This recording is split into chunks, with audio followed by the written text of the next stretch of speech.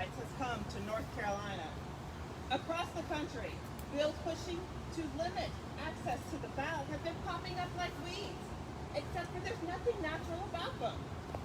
These proposed laws are the handiwork of several shadowy big money organizations like Heritage Action, looking to capitalize on former President Trump's big lie of so-called widespread voter fraud. This is the same big lie that got us the violent January 6th insurrection on the U.S. Capitol.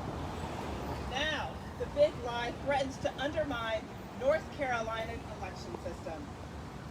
State lawmakers in more than 45 states have introduced more than 400 bills that would restrict voting access, and that's just since January. This startling surge in voter suppression efforts didn't just fall out of the sky. It's part and parcel of an effort starting in 2020 by some to suppress the vote.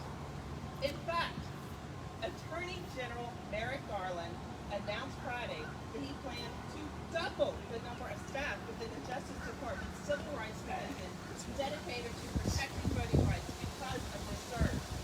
Moreover, our Governor Roy Cooper helped organize a bipartisan letter signed by more than 50 statewide former and current elected leaders calling on businesses to speak out against this surge on voter suppression bills.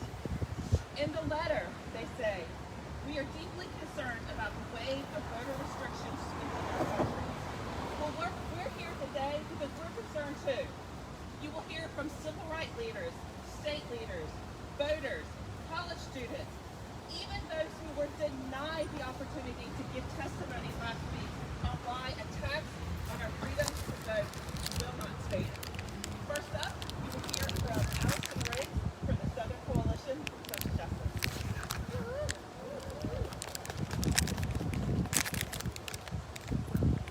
Good morning.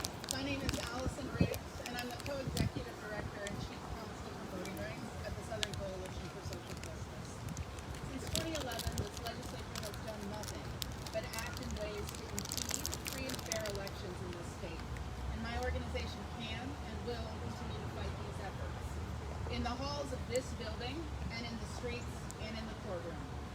From gerrymandering to racist voter ID laws to barriers to accessible early voting to cynical attempts to restrict online voter registration, none of these efforts create the inclusive, participatory democracy that this state's voters are due. This legislature continues to act in bad faith. It continues to rush through significant changes to voting and election procedures without adequate discussions with voters and with experts. That hurts North Carolina voters and gives rise to the very reasonable inference that this legislature does in fact intend the consequences of its actions, which is ineffective election administration and voter disenfranchisement. Senate Bill 724 is just one example. Despite the misleading title, this bill restricts and complicates online voter registration for chronic scamming. This legislature plainly does not understand this process at all, a process that enabled tens of thousands of North Carolinians to get registered during the global pandemic last year. Senate Bill 326 is another example. Election results are never final on election day. The North Carolina statutes create processes for canvass at the county and state election levels that ensure absentees and provisional ballots get reviewed and counted. Throwing away thousands upon thousands of legitimate votes won't provide election finality any sooner. It will just needlessly disenfranchise voters who and who rely on USCS to deliver their ballot. This legislature works for us, and we don't have to accept gaslighting.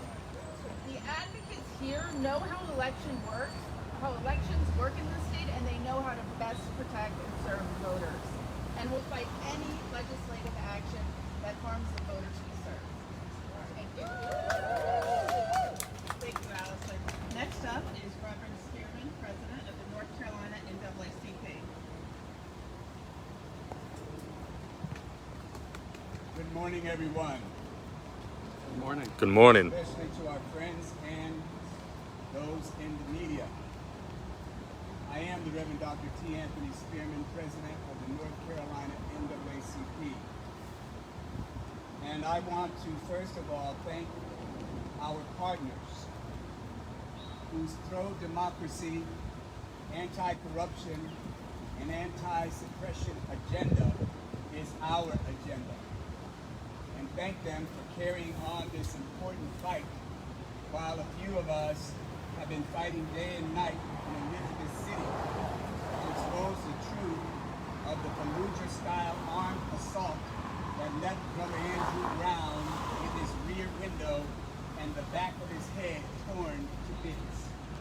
For 54 days now, the Elizabeth City Network has maintained a daily, non-violent protest of the corrupt, racist, local good old boy system that keeps the DA and the sheriff under the thumb of the white establishment.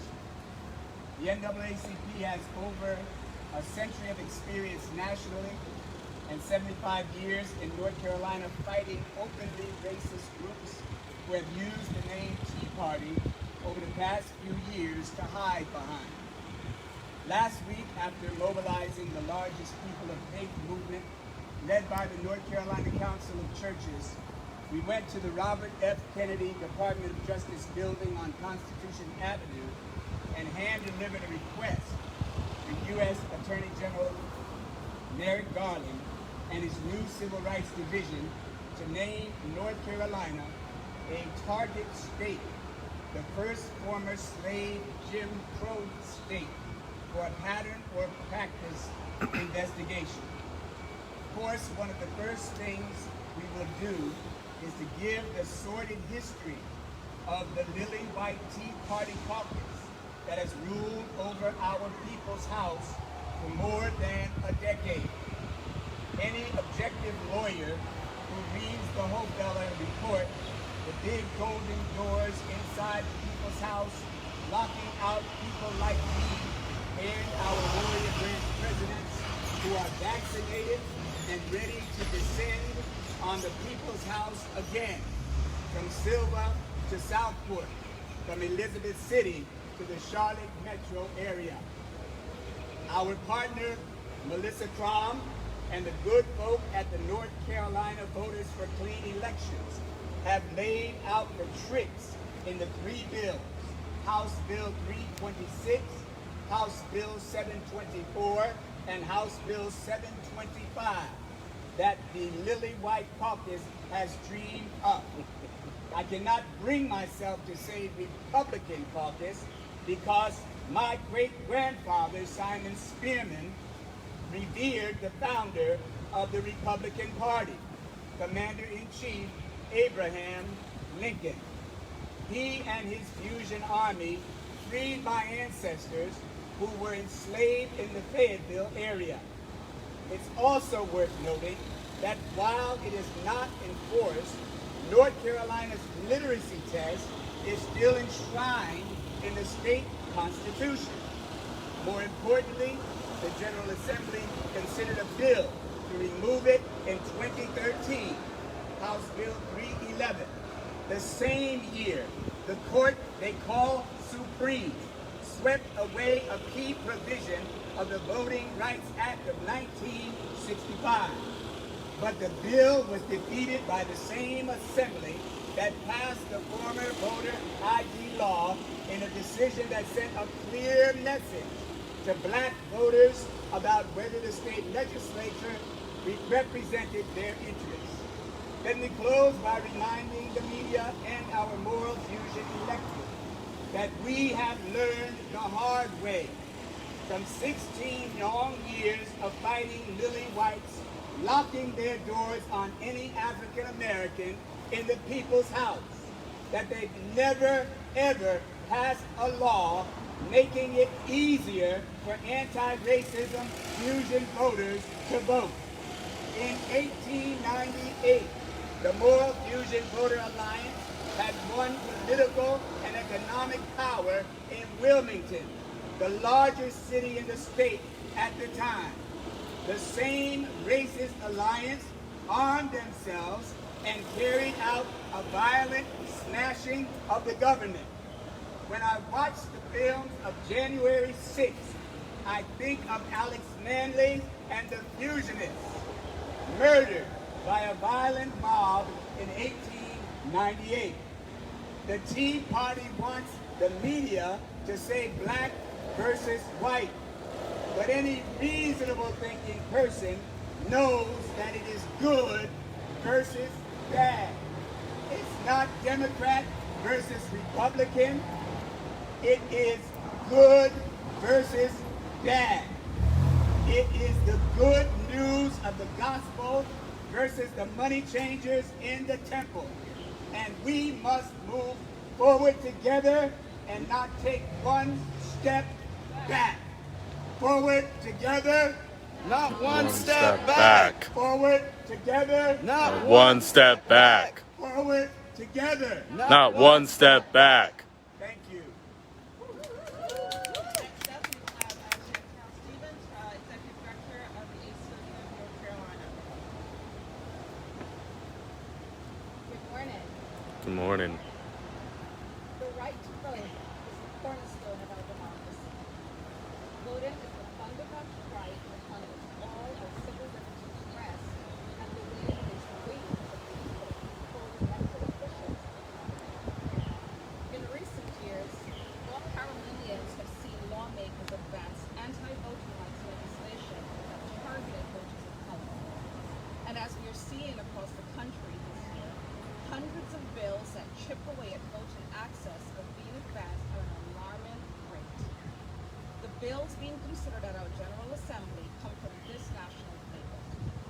SB 326, SB 724, and SB 725, if passed, would be another example of returning to policies that restrict voting access, something that should be forever left behind. Dumping ballots cast and mailed before election day solely because they were delayed by the Postal Service and received after 5 p.m. on election day would result in valid ballots not being counted. Thousands of North Carolinians rely on mail-in voting, including older community members, voters with disabilities, and people who need flexibility to participate in our democracy. When our vote is taken away, we can't vote for anything. Not president and not a local speaker. Let me be clear, voter suppression is about control. The ability to keep certain votes from exercising our fundamental right to choose our leader. All of these bills need to be small changes. They will have a big impact on voters. We are proud to work with voters.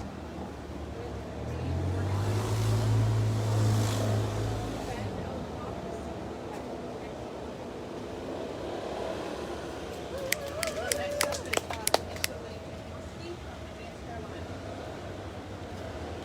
Thank you. Hello and good afternoon. My name is Lanisha Whittington, Deputy Director of Advanced Carolina. And above all, an Afro-Indigenous woman hailing from this great state. A long line of people who slain, died, and fought for this country. I was amongst the cohort last week that came to give our testimony and elevate our voices against these atrocious bills and were denied. But you can't silence my voice. You can't silence my community, and we are here to give that testimony, whether you want to hear it or not. We are standing in opposition to Senate Bill 326, 724, and 725. We know that it restricts accessibility to our communities from accessing the ballot.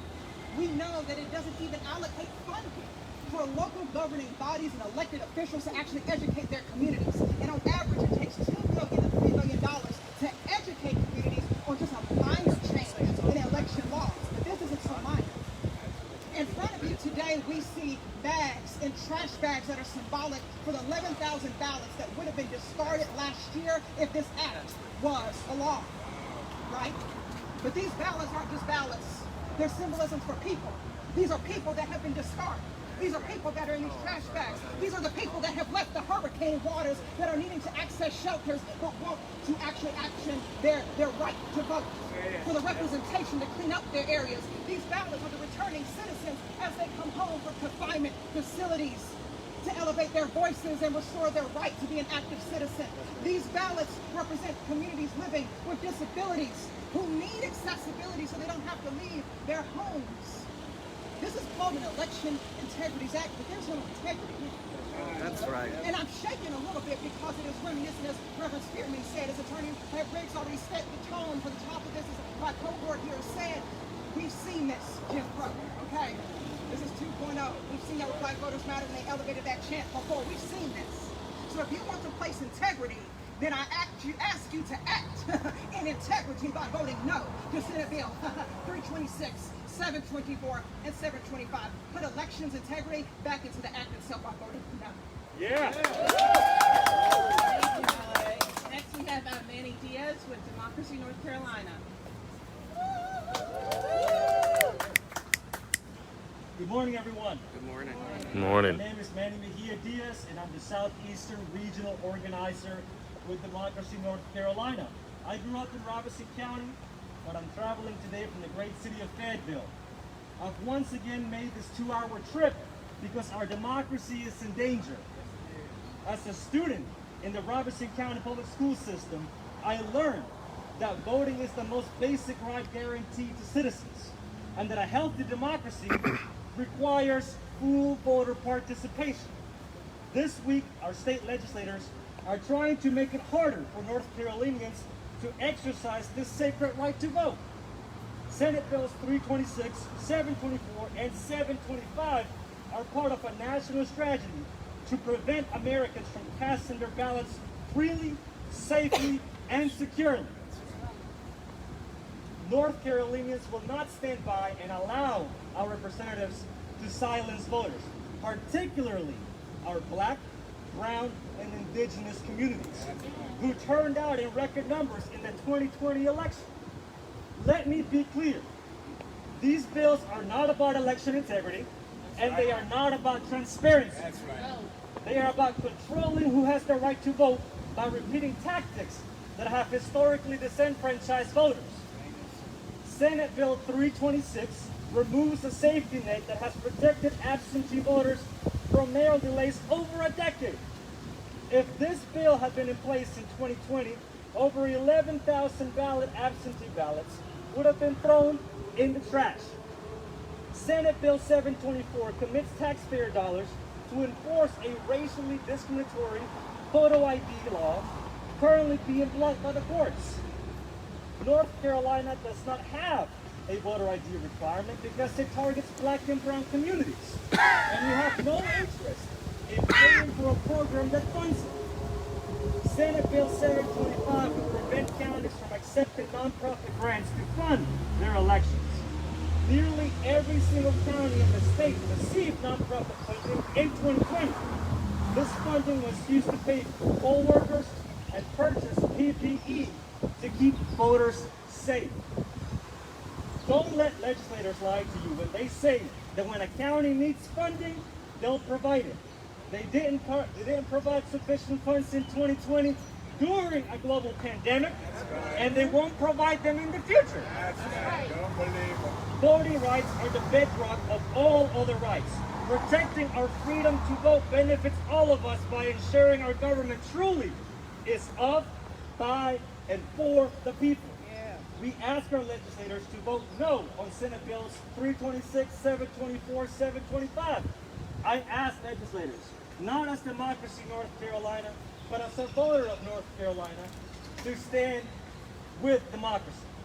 Thank you and God bless. Next up is Daniel Brown with North Carolina Black Voters Matter. Good morning, everyone. Good morning. Earlier this month, we saw the state of Texas do exactly what we're asking our legislators to do: stand up for democracy. They walked out on their egregious bills that were on their floor. We asked our folks to do the same thing. They did not ask us. They didn't ask their communities to compromise. They did not ask their communities what they would exchange for it. They did not even ask their communities what they thought about it. They just did it. They did their job. They walked out. Our folks are asking us to compromise, to bring something to the table that they can trade off. We are not a trade. 11,000 voters are not traded. That's right. We are no longer expendable in your eyes. You ask us to vote for you, you come and knock on our doors, you ensure that you make it a point to come to our community. However, we don't see you again until it's time for you to get voted in again. Well, guess what? 2022 is right around the corner. And we have not only names, but we have a list of folks that we will be hiring, firing, or rehiring. Take your pick on how you would like to be done. We thank you so very much for giving us the blueprint of what 2022 will look like for our community. Because if we have to fight to have the simple rights as it is to just vote, then why do we need you in office? You're supposed to fight for me, not me fight for you. That is what you are paid for. So today, I have a message from the Black communities throughout the state of North Carolina, rural and urban, that we will no longer be suppressed in this moment. We will no longer take what you want to give to us in this moment. We will actually hold you accountable for what you say you're going to do when you come knock on my door to ensure the vote that we have. We appreciate you writing the blueprint for us. But as of right now, we are asking you to stand up for us in this moment, because you work for us. This is our house, the people's house. Oh. And guess what? You work for us. Thank you. Two college students, Dimitri McKinney and Kel Williams.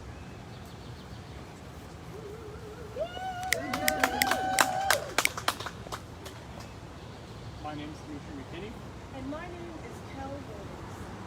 We are part of 1 million North Carolinians who voted by mail in the 2020 presidential election. Last year was the first time I voted by mail. Because a member of my family is immunocompromised, I felt that voting by mail was my safest option. Because of North Carolina's voting laws, I felt confident casting a ballot by mail.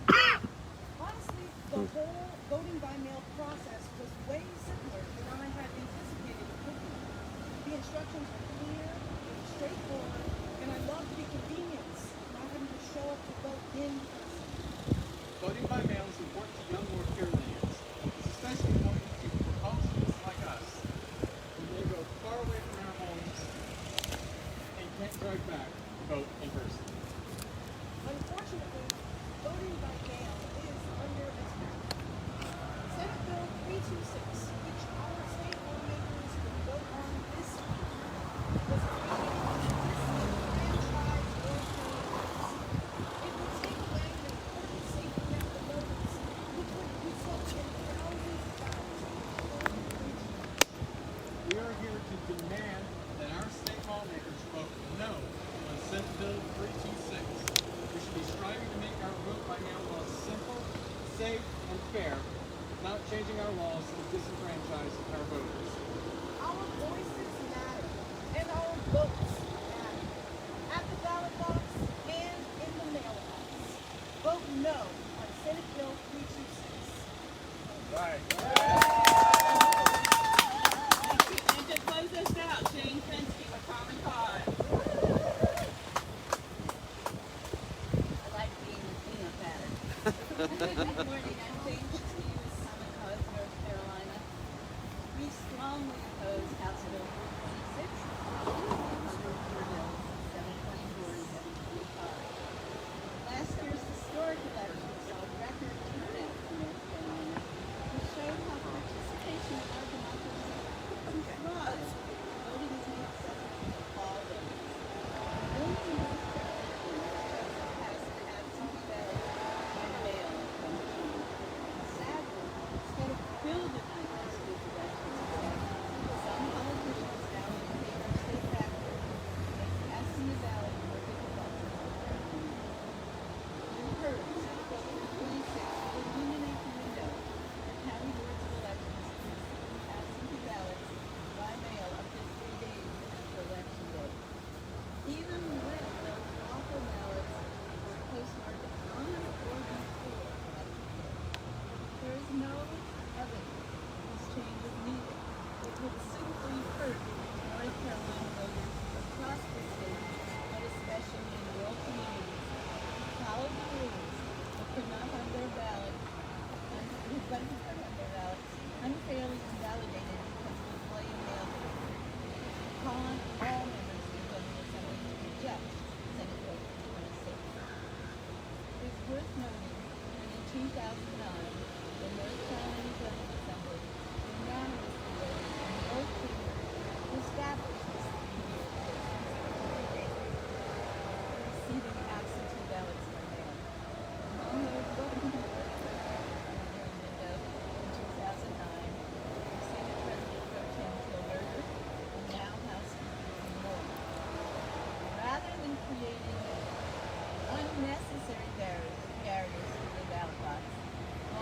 should work in a bipartisan way to make casting a ballot more accessible for every North Carolina voter. We must protect the freedom of every voter in the state of North Carolina to participate in our elections, not create voting rights. Thank you, Jane. All right. Thank you all for coming today. We're happy to take questions. Travis? I'm sure somebody has thoughts on the novel voting bill or the city elections. Or recent reform.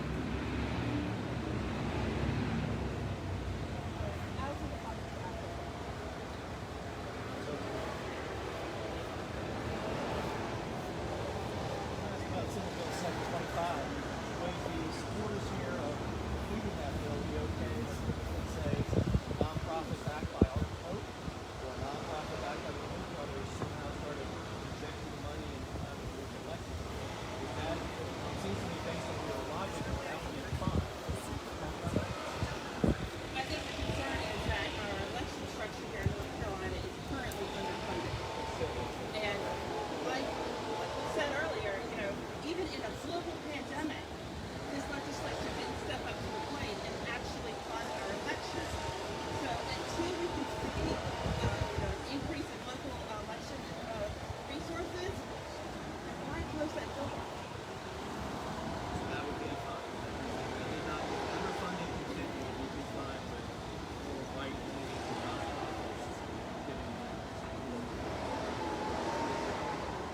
Senate Bill 725 is really just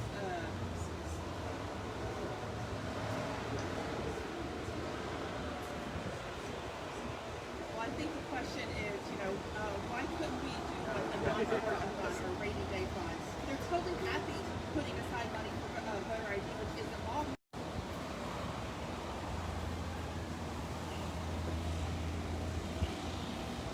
And very quickly, one of our organizations, Human Grants in Carolina, first special recommendations. Let's talk about the voter registration that weekly happens usually every year. A lot of our communities will be either deceased and moved really because of the census. So in addition to election resources, we also have to fundraise and access some voter card and education information on behalf of some of those local government bodies who couldn't actually allocate that additional funding. So when we're talking about under resources, we also talk about elections. We're also talking about election education, voter registration outreach, current education. So there's allocation of each resource bucket that many people don't talk about in Black and brown communities because we're undercounted in the census. When we're talking about, no, we are absolutely not okay with taking and saying that we're taking funding or anyone taking funding. Let's be very clear. We're in a dire position where we can compromise what we already don't have. So you're placing us in a position to compromise with nothing. We're tired of compromising. Daniel said it. I'm not willing to compromise. And I know that I talk to my people. Election protection of our local government bodies are not being supported by the state. And we are still 3 years in without a state budget. We're now facing. So let's be very clear.